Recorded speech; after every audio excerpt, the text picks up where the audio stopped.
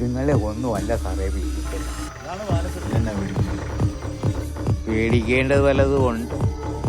ഒരുപാട് ചോര വീണിട്ടുള്ള സ്ഥലമാണ്. സാറിനത് കുറേശ്ശെ മനസ്സിലായിക്കോളും.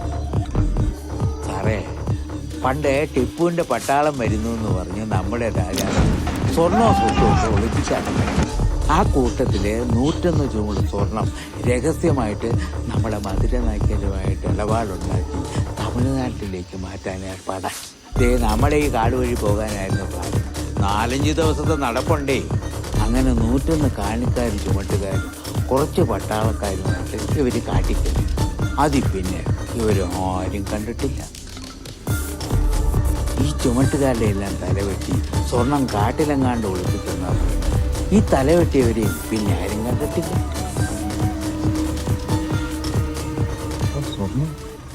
അതവിടെ കണ്ടോണ്ടെന്നാ പറയുന്നു.